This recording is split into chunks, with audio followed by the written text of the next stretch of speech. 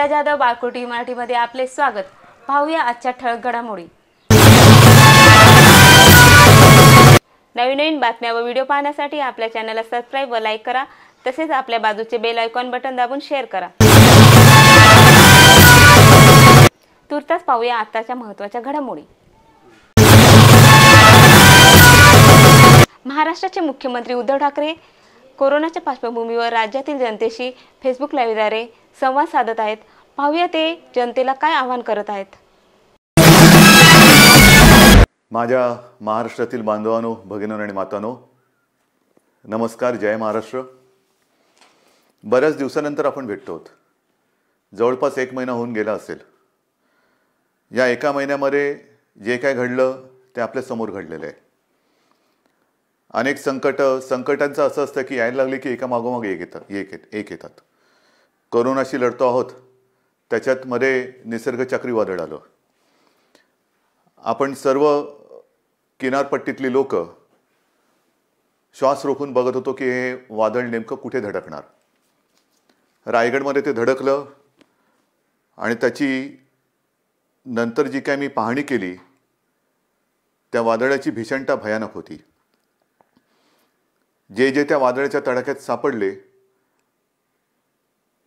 नशिबाने वाचले असं मी म्हणेन, पण त्याचबरोबरीने आपल्या शासन यंत्रणेने सुद्धा खूप चांगलं काम केलं। मनुष्यहानी किंवा प्राणहानी, जीवितहानी कमीत कमी कशी होईल यासाठी सतर्कता दाखवली। एक सुद्धा कोळी बांधव किंबहुना एक सुद्धा मच्छीमारी करणारी बोट आपण समुद्रात राहू दिली नाही। त्याने वेळेमध्ये आपल्या घरात आणलं, सुरक्षित जागी हलवलं आणि त्यामुळे प्राणहानी झाली, पण ती कमीत कमी ठेवण्यात आपल्याला काही प्रमाणात यश आलं। आर्थिक नुकसान तर झालेलं आहे।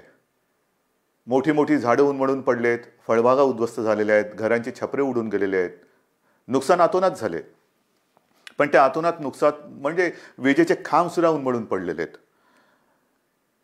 या नुकसानीमध्ये आपण हेही पाहिलं की सरकार खंबीरपणाने या सर्व किनारपट्टीतल्या कोकणवासियांच्या आणि जिथे जिथे हे वादळ पुढे सरकलं, ज्यांचं नुकसान झालं त्या सगळ्यांच्या पाठी खंबीरपणे उभं आहे। या गेल्या काही दिवसात काय झाले, एक तर आपण असे भेटू शकत नाही आहोत।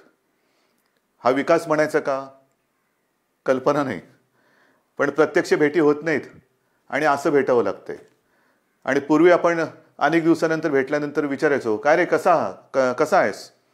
मग जो तो आपापली दुःख असतील, व्यथा असतील, वेदना असतील एक बाजूला ठेवून भेटीत बोलायचं की मजेत आहे। आता सगळ्यांची परिस्थिती तीच आहे। कसे आहात, जसे तुम्ही आहात तसेच आम्ही आहोत। सगळे घरातच आहोत, सगळं काही ठप्प आहे, संपूर्ण जग ठप्प आहे आणि या संकटाचा सामना आपण करत आहोत। आज मी आपल्याशी बोलताना परवा 1 तारीख आहे। ही 1 तारीख आषाढी तर आहेच, पण जे आपल्यासाठी डॉक्टर्स योद्धे बनून लढतायत त्यांचा डॉक्टर्सचा राष्ट्रीय डॉक्टर दिन आहे।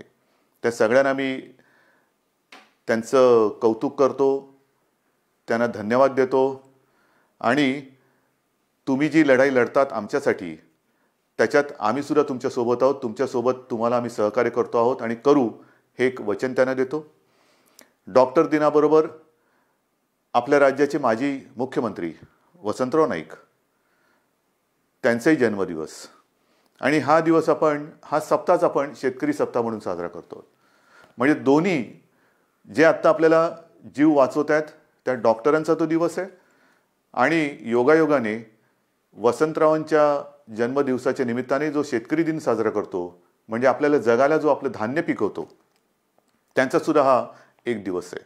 म्हणून मी या दोन्ही शेतकऱ्यांना आणि माझ्या डॉक्टर्सना विनम्र नमस्कार करतो आणि आपल्याशी आता बोलतो। साहजिकच आहे 30 तारखेपर्यंत हा लॉकडाऊन आहे। माननीय पंतप्रधानांनी 30 जूनपर्यंत हा लॉकडाऊन जाहीर केलेला आहे। 30 जून नंतर काय होणार, मी यापूर्वीच आपल्याला सांगितलेलं आहे की आता लॉकडाऊन हा शब्द बाजूला ठेवायचा आणि हळूहळू आपण एक एक गोष्टी, सोयी सुविधा, सेवा ह्या उघडत जाणार। म्हणजेच 30 तारखेनंतर लॉकडाऊन उठणार का, तर अत्यंत स्पष्ट शब्दात नाही। मग काय होणार, असंच राहणार का, तर तेही उत्तर नाही आहे. आपण गेले 15-20 दिवस अनुभवतो आहोत. एक एक एक एक करत महाराष्ट्रामध्ये आपण अत्यंत काळजीपूर्वक पावलं टाकत सेवा सुविधा आणि काही गोष्टी म्हणजे दुकानं असतील, आजपासून आपल्या नाभिकांची जी सेवा आहे ती सुरू होते आहे, अशा काही गोष्टी सुरू करतो. दुकानं सुरू झालेली आहेत, काही ऑफिसेस काही प्रमाणात त्यांच्या कर्मचारी वर्गाची उपस्थिती त्यांना आपण परवानगी देऊन ती सुरू झालेली आहे. तर एक एक गोष्टी आपण सुरू करत चाललेलो आहोत. हे हळूवार का करतो आहोत आपण? याचं कारण अजूनही संकट नाही टळलेलं. एक गोष्ट नक्की लक्षात ठेवा की आपण जे मिशन बिगिन अगेन किंवा पुनश्च हरिओम म्हणून सुरुवात केलेली आहे, ह्याचा अर्थ धोका टळलेला नाही, पण आपण थोडंसं कात्रीत सापडलेलो आहोत. ज्याला म्हणतात ना, इकडे आड आणि तिकडे विहीर. आपल्याला इथेही पडायचं नाही आणि तिथेही पडायचं नाही, मधोमध बरोबर आपला तोल सांभाळून हे संकट पार पाडायचं आहे. संकटाचा काळ हा पार पाडायचा आहे. आणि म्हणून केवळ आणि केवळ अर्थचक्राला एक गती द्यायला आपण सुरुवात करण्यासाठी म्हणून एक एक गोष्टी आपण उघडत चाललेलो आहोत. एखादी गोष्ट उघडली म्हणजे धोका टळलाय, आता आपण बिनधास्त, अजिबात नाही. कृपा करून तशा गैरसमजात, तशा भ्रमात राहू नका. कारण तसं जर का आपण वागू तर करोना आवासून बसलेलंच आहे. आपण करोनापासून वाचण्यासाठी घरात राहा म्हणून तुम्हाला मी सांगितलेलं आहे. अनावश्यक कामासाठी बाहेर पडू नका. आवश्यक असेल तेव्हा आणि तेव्हाच घराबाहेर पडा, हे माझं आजही सांगणं आहे. तुम्ही म्हणाला, अरे हा काय आलं की नुसतं आपलं काळजी काळजी आणि काळजी. आपलं सरकार काळजीवाहू नाहीये. कारण नेहमी असं म्हणतात, ज्या सरकारला स्वतःची काळजी असते त्याला काळजीवाहू म्हणतात. हे सरकार तुमचं आहे, मजबूत आहे आणि तुमची महाराष्ट्राची काळजी घेणारं हे सरकार आहे. आणि म्हणून माझं कर्तव्य आहे की तुम्हाला धोक्यापासून सावध करणं. बाहेर जर का आपण पडलो आणि बिनधास्त वावरलो तर धोका आहेच. प्रत्येक पावलावरती धोका आहे. मला एका गोष्टीचा नक्कीच अभिमान आहे की माझे सगळे महाराष्ट्रातले बांधव, माता भगिनी ह्यांचा सगळ्यांचा माझ्यावरती, आपल्या सरकारवरती विश्वास आहे. आणि जे जे काही सरकार सांगतंय त्या सूचना तुम्ही पाळता आहात, म्हणून मला तुमचा अभिमान आहे. हे करत असताना काही ठिकाणी जसं आपण लोकलची मागणी केली होती, त्या लोकल सुरू झालेल्या आहेत. मुंबईमध्ये ग्रामीण भागामध्ये उद्योगधंदे सुरू झालेले आहेत. तिथे सुद्धा लोकांचं येणं जाणं सुरू झालेलं आहे. विशेष म्हणजे जो शेतकरी, ज्याचा उल्लेख मी सुरुवातीला केला, तो शेतकरी आपण सगळे लॉकडाऊनमध्ये घरी असलो तरी सुद्धा न थकता, न थांबता आपल्यासाठी मेहनत करतोय, घाम गाळतोय, जमिनीत राबतोय, भूमीमध्ये राबतो आहे, अफाट मेहनत करतोय. त्या शेतकऱ्याच्या सोबत आपण आहोत आणि आपण राहिलं पाहिजे.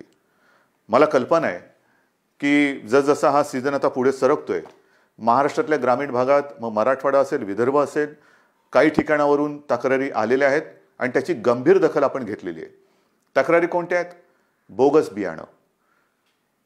हे दुर्दैव आहे. हे दुर्दैव आहे. ह्याचं कारण शेतकरी हा, एकतर शेतकऱ्याची अवस्था सगळ्यांचीच सारखी झालेली आहे, रोजगारच नाही आहे. तरी देखील मागचा पुढचा विचार न करता हा शेतकरी आपल्यासाठी मातीत राबतोय हे आपल्याला सर्वांनाच माहिती आहे. मर मरून, राबून, अफाट कष्ट करून जे बियाणं त्यांनी पेरलं ते बियाणं उगवलंच नाही. मग काय करायचं? दुबार पेरणीचं संकट आलं. आणायचे कुठून पैसे? एक तर असंही कर्जाचं ओझं जे आपण बऱ्याचशा प्रमाणात उतरवलेलं आहे आणि जे राहिलेलं आहे, जो शेतकरी माझा या कर्जमुक्तीच्या योजनेमधून काही कारणासाठी, म्हणजे जसं मी मागे सांगितलं तुम्हाला की 2 टप्प्यात जे आपण करणार होतो कर्जमुक्ती, त्याच्यातला काही भाग, काही लाख शेतकरी हे नेमकं तिथल्या स्थानिक निवडणुका आल्या, आचारसंहिता सुरू झाली म्हणून ही कर्जमुक्ती तिथली थांबली. त्याच्यानंतर करोनाचं संकट आलं म्हणून ही कर्जमुक्ती थांबली. पण आता आपण ठरवलेलं आहे की लवकरात लवकर हा उरलेला सुद्धा शेतकरी आहे त्याला देखील कर्जमुक्त करायचं. मग हे असं सगळं करून पैसा जमवून तो आपल्यासाठी बियाणं विकत घेतो, पेरतो आणि राबतो आणि बियाणंच उगवलं नाही. पण मी माझ्या शेतकरी दादांना सांगू इच्छितो की तुम्ही काळजी करू नका. हे सरकार तुमचं आहे. ज्यांनी तुम्हाला फसवलेलं आहे ते कायद्याच्या कचाट्यातून सुटणार नाही. त्यांच्यावरती गंभीर गुन्हे दाखल करून त्यांना सजा तर होईलच, पण जे नुकसान तुमचं झालेलं आहे, त्यांनी केलेलं आहे, त्यांच्याकडनं तुम्हाला हे सरकार नुकसान भरपाई सुद्धा मिळून दिल्याशिवाय राहणार नाहीये. काळजी करू नका. हे सरकार म्हणजे असं बेवारशाचा कारभार नाहीये, कोणी यावं आणि माझ्या महाराष्ट्रातल्या जनतेला फसवून जावं, अजिबात नाही चालणार. ज्यांनी शेतकऱ्यांना फसवलेलं आहे त्यांना शिक्षाही होणार, त्यांना शिक्षाही करणार. आणि म्हणून मला असं वाटतं की एक एक संधपणा जो आपल्यामध्ये आहे तो फार महत्त्वाचा आहे. मला विशेष धन्यवाद आणखीन सर्व धर्मियांना द्यायचे आहेत. सर्व धर्मीय, मग त्याच्यामध्ये माझे हिंदू आलेच, मुस्लिमही आले, ख्रिश्चनही आले, शीख पंथी आले, सगळेच आले. ह्याचं कारण मी मागे आपल्याशी बोललो होतो. साधारणतः शिमगा म्हणजे होळी झाली, शिमगा झाला आणि कोरोनाची बोंबाबोंब सुरू झाली, ती अजूनही कायम आहे. सगळ्यांनी मग तो ईद असेल, मग आपली रामनवमी असेल, आता तर मुख्य म्हणजे आषाढीची वारी, आषाढी एकादशी आता परवा आहे, मी चाललोय. पण सगळ्यांनी आपल्याला एक सामाजिक भान ठेवून हे उत्सव अत्यंत शिस्तबद्ध पद्धतीने जसं सरकार सांगते तशा पद्धतीने ते आता साजरा हा शब्द विचित्र आहे, पण घरातल्या घरात का होईना साजरा करतात. सगळ्यांनाच धन्यवाद दिले पाहिजेत. आपल्या परंपरा आहेत. आषाढी एकादशीची परंपरा, वारीची परंपरा ही किमान 700-800 वर्षापूर्वीपासूनची आहे. आणि आपल्याशी मी आज बोलताना 2020 साल सुरू आहे. मला 2010चं साल आठवलं. 2010 साली मी पांडुरंगाचं दर्शन घेतलं. कसं घेतलं आपल्याला माहिती आहे. मी हा संपूर्ण वारीचा पाठपुरावा केला, पण मी वारीत प्रत्यक्ष सहभागी न होता हेलिकॉप्टरमधून सहभागी झालो आणि एरियल फोटोग्राफी केली. त्याचं पुस्तकसुद्धा मी आपल्या चरणी तुम्हाला मी सगळ्यांना अर्पण केलेलं आहे. पाहावा विठ्ठल. मी विठ्ठल पाहिला, नक्की पाहिला. मंदिरात जाऊन नाही पाहिला कारण मी हेलिकॉप्टरमध्ये होतो, पण अथांग पसरलेल्या त्या वारकऱ्यांमध्ये मला ते विठ्ठलाचं विश्वरूप दिसलं. माझ्यासारखा भाग्यवान मीच असेन. विश्वरूप ज्याला म्हणतात ते विश्वरूप काय असतं ते विश्वरूप मी त्या वारकऱ्यांच्या रूपात पाहिलं. देहभान हरकून हे वारकरी विठू नामाचा गजर करत चालत असतात. अक्षरशः देहभान हरकलेले असतात. म्हणजे कशाचं काही त्यांना सगळं जग आजूबाजूला आहे नाहीये, नाही बस विठू माऊली विठू माऊली विठू नामाचा गजर करत ते चालत असतात. ही गेल्या अनेक वर्षाची परंपरा. अनेक ठिकाणावरनं संत महात्म्यांच्या पालख्या तिकडे येतात आणि मग ते रिंगणं होतात. मध्ये मग ते इंदापूरचं रिंगण असेल, वाखरीचं रिंगण असेल, ते घोडे धावतात. हे सगळं अप्रूप हे केवळ आपल्या देशातच होऊ शकतं. पण त्या सगळ्या वारकऱ्यांनी सुद्धा संयम दाखवला. जे सरकार म्हणेल ते. हे असे नागरिक कुठे सापडणार तुम्हाला. आणि त्या वारकऱ्यांना सांगतोय की नाईलाज म्हणून आपल्याला यावेळेला तो सगळा वारीचा सोहळा हा आटोपशीर करावा लागला. पण मी आपल्या वतीने आपल्या विठुरायाला साकडं घालायला जाणार आहे. नक्की जाणार. विठुरायाला मी साकडं घालणार की विठुराया हे काय आहे, कोणते दिवस आहेत, कशी दिवस आहेत, कशी परिस्थिती आहे. हे तुझे लाखो करोडो भक्त आज तुझ्या दर्शना विना घरातल्या घरात आहेत. आणि का तरी अशी विचित्र परिस्थिती आलेली आहे. तुझे चमत्कार आम्ही अनेक ऐकलेत. आम्ही तुमचे चमत्कार अनेक चित्रपटातून पाहिलेत. पण आता हा चमत्कार आम्हाला दाखव आणि हे करोनाचं संकट लवकरात लवकर नष्ट करून केवळ माझ्या महाराष्ट्रच नाही तर संपूर्ण जगाला पुन्हा एकदा सुखाचे, समृद्धीचे आणि निरोगी आयुष्याचे दिवस दाखव. हे साकडं घालायला मी जाणार आहे. वारकऱ्यानो, आशीर्वाद, तुमचे आशीर्वाद माझ्या पाठी असू द्या की ते आशीर्वाद घेऊन मी विठुरायाचे आशीर्वाद घ्यायला जाईल. आणि मला खात्री आहे तुम्ही जर मागे उभे राहिलात ना तर आपली विठू माऊली सुद्धा त्या माझ्या साकड्याला यश दिल्याशिवाय राहणार नाही. तुमचे आशीर्वाद मी आज मागतोय. मी आषाढी एकादशीला तुमच्या सगळ्यांचा प्रतिनिधी, मुख्यमंत्री म्हणून नाही, तो मान बहुमान वेगळा, पण मी तुमचा प्रतिनिधी म्हणून मी जातो आहे. जेव्हा तिथे मी पोहोचेन तेव्हा मी तुमचा प्रतिनिधी वारकरी म्हणून मी तिथे पोहोचणार आहे. म्हणून मला तुमचे आशीर्वाद पाहिजेत. आषाढीची ही उद्याची आषाढी, परवाची आषाढी एकादशी येते. त्याच्यानंतर दहीहंडी येते. दहीहंडीच्या मंडळानं सुद्धा मला खास धन्यवाद द्यायचे. कोणीही माझ्याशी बोलायला आलं नाही, कोणी कोणाशी चर्चा केली नाही, पण एक सामाजिक भान ठेवून त्यांनी स्वतःहून दहीहंडीचा उत्सव हा रद्द केला. ह्यालाच म्हणतात एक सामाजिक जाणीव, सामाजिक भान. शेवटी उत्सव म्हणजे काय, कोणासाठी उत्सव, आनंदासाठी असेल. पण जर हे संकट चहूबाजूनी आपल्याला वेढून टाकत असेल तरी देखील आम्ही उत्सव साजरे करतोय, हे असा आंधळेपणा नाही उपयोगाचा. मग दहीहंडी झाल्यानंतर मी काल परवाकडेच गणपती उत्सवाबद्दल एक आपल्याला विनंती केलेली आहे. कारण जसं वारीची परंपरा आहे, दहीहंडी आपल्याकडे साजरा होतोय, मग गणपती बाप्पा येणार, मग नवरात्री येणार, मग दिवाळी येणार, त्याच्यामध्ये ईद येणार, मग आपल्या मुंबईमध्ये माउंट मेरीची यात्रा येणार. हे सगळे सणवार हे सगळ्या धर्मियांचे हे आता येणार. पण त्याच्यामध्ये जर का आपण आपलं सामाजिक भान पाळलं नाही तर ज्या संकटाशी आपण लढतो त्या संकटाला आपण आपला दरवाजा उघडा करून देतो आहोत. म्हणून मी गणपती उत्सवात सगळ्यांना विनंती केलेली आहे.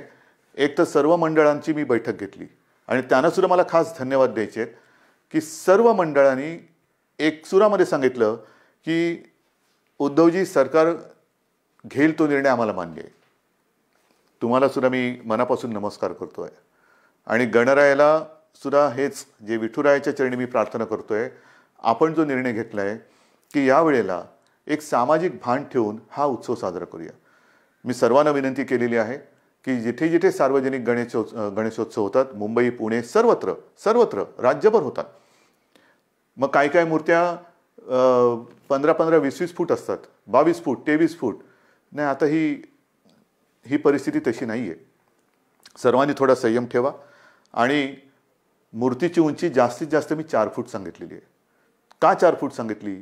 तर मूर्ती हलवताना सुद्धा जास्त लोक एकमेकाच्या जवळ येता कामा नयेत. विसर्जनाची सुद्धा आगमनाची मिरवणूक नाही, विसर्जनाची मिरवणूक नाही.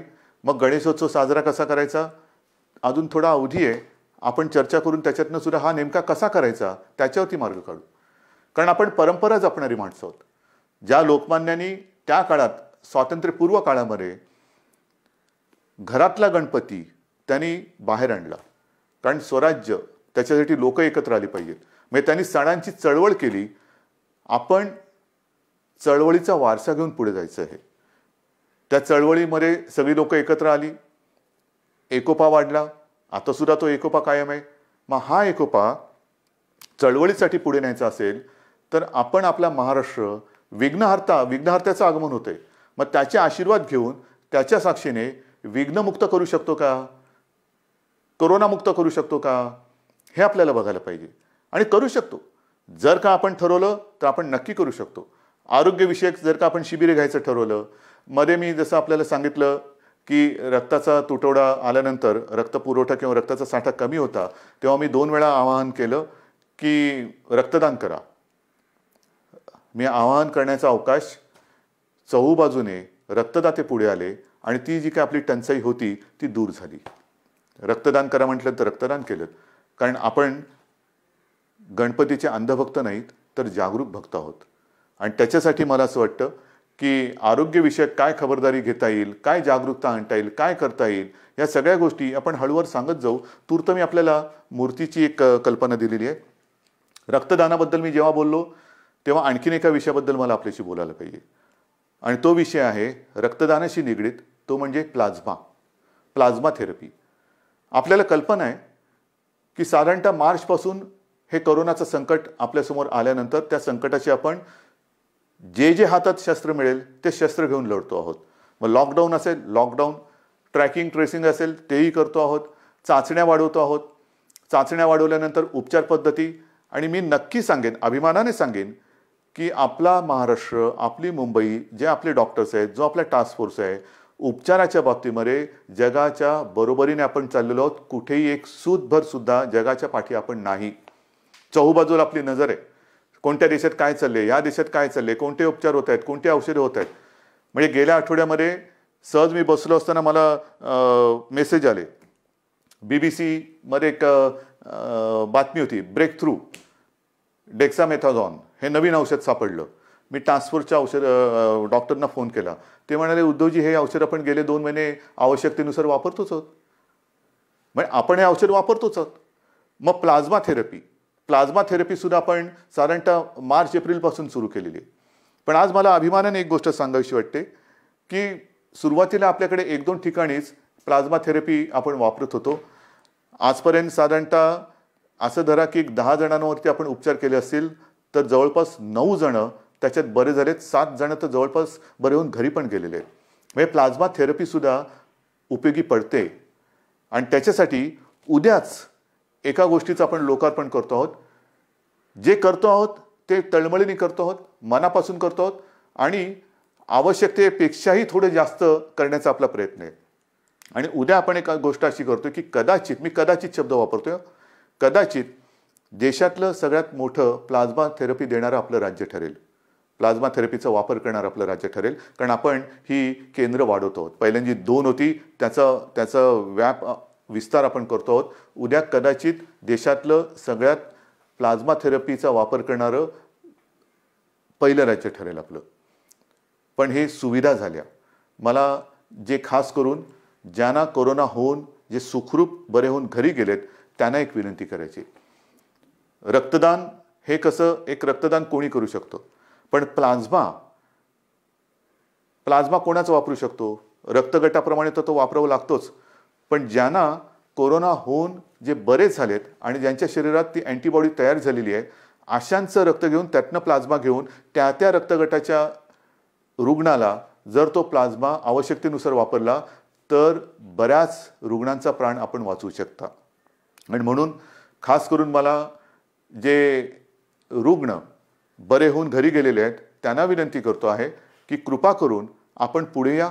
आमच्या शासकीय विद्यालयांना जी वैद्यकीय विद्यालय आहेत त्यांना संपर्क करा, शासकीय डॉक्टर्स आहेत त्यांना संपर्क करा आणि आपण जसं रक्तदान करतो, रक्तदानच करायचं आहे, पण तसं प्लाझ्मा दान करा की जेणेकरून आपण वाचलात, आपल्या माध्यमातून आणखीन काही जण वाचू शकतो. ह्यालाच तर आपण एकत्रितपणा म्हणतो, ह्यालाच तर आपण एकजूट म्हणतो. आणि ती आपल्या रक्तामध्ये आहे. आणि ती मी मागेही म्हटलं होतं, लढणं हे आपल्या रक्तात आहे. आणि जेव्हा रक्ताचा तुटवडा होता तेव्हा रक्तदान करून हा लढाऊपणा आपण सिद्ध केलाय. आता हा पुन्हा एकदा सिद्ध करण्याची नव्हे, पण त्याच्या आवश्यकतेनुसार वापर करण्याची गरज आहे. बांधवांनो आणि माता भगिनींनो, एक गोष्ट नक्की आहे की जसं मी औषधाच्या बाबतीत तुम्हाला सांगितलं की कोणत्याही औषधाच्या बाबतीत आपण पाठी नाही आहे.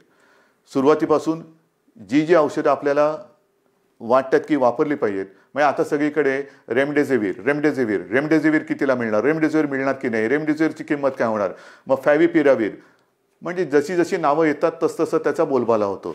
पहिला होता तो एससीक्यू हायड्रॉक्सिक्लोरोक्विन, मग त्याचा एक हे झाला. ते आपण वापरतोय, आवश्यकतेनुसार वापरतोय.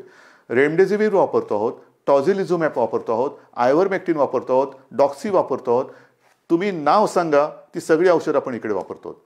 परंतु ही औषधं वापरायला साहजिकच आहे, आपल्याला केंद्र सरकारच्या त्या आरोग्य विभागाची परवानगी लागते.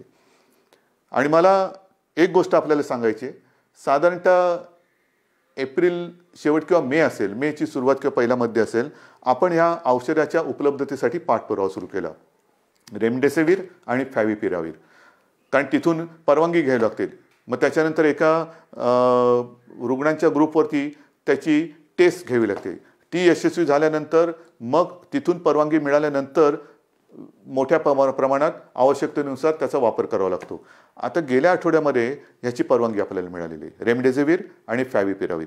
येत्या काही दिवसात याचा पुरेसा साठा हा आपल्याला उपलब्ध होईल. किमतीची पर्वा करू नका. शासकीय आणि निमशासकीय रुग्णालयामध्ये मी तर म्हणतोय की रेमडेसिवीर आणि ही औषधं आपण मोफत उपलब्ध करून देण्याच्या विचारामध्ये आहोत.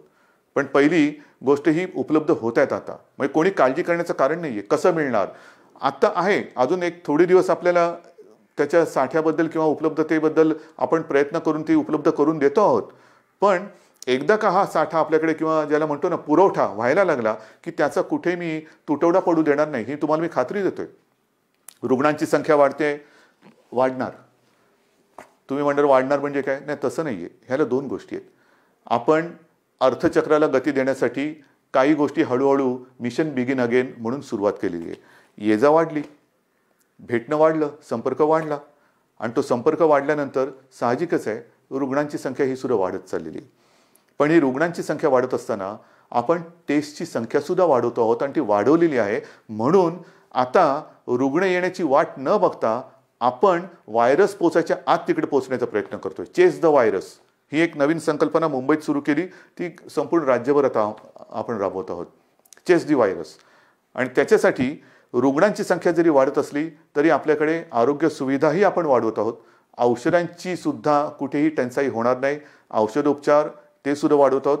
पण या निमित्ताने मला पुन्हा एकदा काही डॉक्टर्स जे आहेत, ज्येष्ठ डॉक्टर्स, मी समजू शकतो प्रत्येकाला जीवाची काळजी असतेच, पण काही ज्येष्ठ डॉक्टर्स जे 55-60च्या वरती आहेत पण अनुभव आहे त्यांना, 55-60च्या वरती आहेत आणि ज्याला आपण म्हणतो की हाय रिस्क, म्हणजे ह्या डॉक्टर्सना सुद्धा त्यांना सुद्धा सकाळ दुपार संध्याकाळ रात्र 24 तास ही रुग्णांची काळजी आहेच. तर त्यांना सुद्धा इतर काही व्याधी किंवा विकार आहेत, म्हणजे डायबिटीज असतील, किडनीचे विकार असतील, समजा दुसऱ्या काही आणखीन गोष्टी असतील, तर ते सुद्धा थोडेसे घाबरून हॉस्पिटलमध्ये जात नाही आहेत.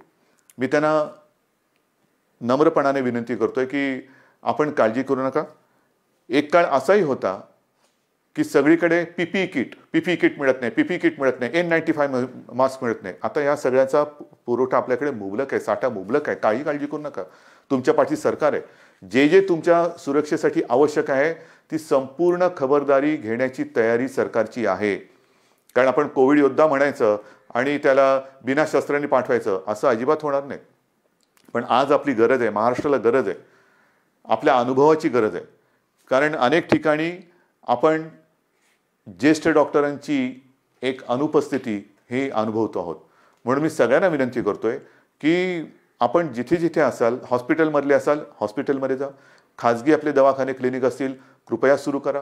ज्या ज्या गोष्टीची आपल्याला उपकरणांची आवश्यकता असेल ती सरकारकडून आपल्याला दिली जाईल. तुम्ही त्याच्यात अजिबात काळजी करू नका. तुम्हाला जे जे पाहिजे ते पुन्हा मिळेल, ते पूर्ण मिळेल. अशा पद्धतीने आपण एका बाजूला आरोग्य सुविधा वाढवत चाललेलो आहोत, एका बाजूला टेस्टची संख्या वाढवत चाललेलो आहोत, टेस्टची केंद्र वाढवत चाललेलो आहोत. आता तर काही अँटीबॉडी आणि अँटीजेन टेस्ट करण्याचे रॅपिड किट येत आहेत, तेही मोठ्या प्रमाणावरती आपण घेतो आहोत की ज्याचा एक